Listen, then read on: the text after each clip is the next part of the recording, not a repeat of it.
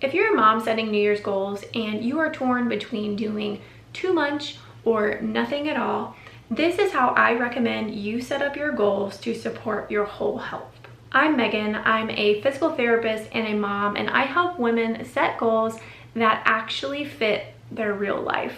When you're setting your goals for the new year, they don't have to be all or none. I think it's okay and actually really healthy to have 3 to 5 goals for the year that focus on different areas of health. The problem isn't having too many goals, it's having all of your goals require your absolute maximum energy, and that's just not realistic for most people. Step 1 is to pick your 3 to 5 health pillars.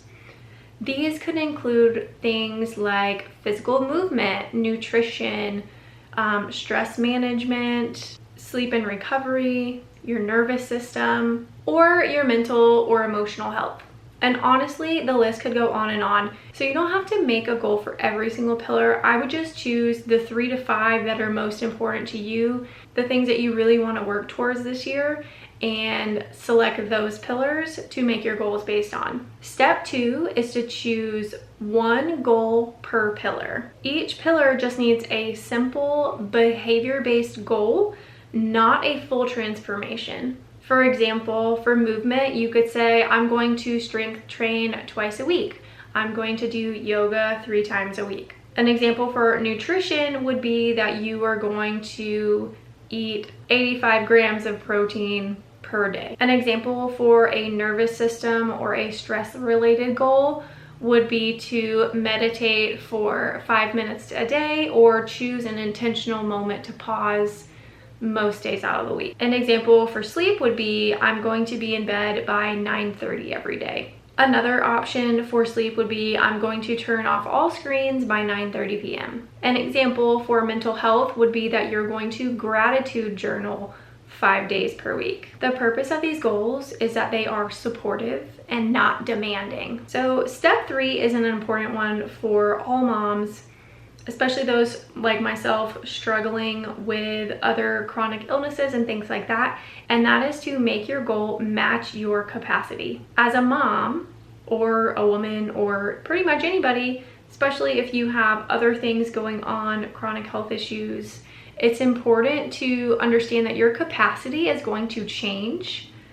And depending on what season you're in, you may have less capacity some days than others. So the thing that you need to ask yourself is, can I do this on an average week?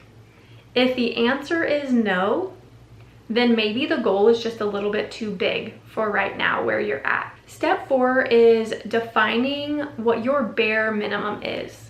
This is going to be what keeps your goals from falling apart. For each goal, I want you to decide what's going to count on your hard days. For example, for movement, maybe 5 minutes of movement counts on your hard day. For nutrition, maybe just eating 1 balanced meal per day is what's going to count towards your goal, depending on what it is. And for example, for your nervous system, maybe just taking 1 deep breath. Instead of taking a 5-minute pause, maybe we just take 1 deep breath that day. The bare minimum is going to help keep you consistent even on those days where your capacity is low. I want to just give a gentle reminder that your goals shouldn't be pushing you past your max capacity. These goals are meant to support you where you're at right now and keep you moving forward and progressing. The important thing is that these goals help you stay consistent, because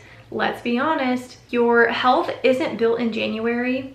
It is built on those random Wednesdays where you're just being consistent and getting in what you can. So if you are setting your New Year's goals, please tell me in the comments how many goals you're setting this year and which area or areas of health that you're focusing on. Also, if you've made it to this point in the video and you want more realistic and holistic health content for moms, make sure you give this video a thumbs up and subscribe so that you don't miss my next video. Thanks so much for watching, and I'll see you in the next one.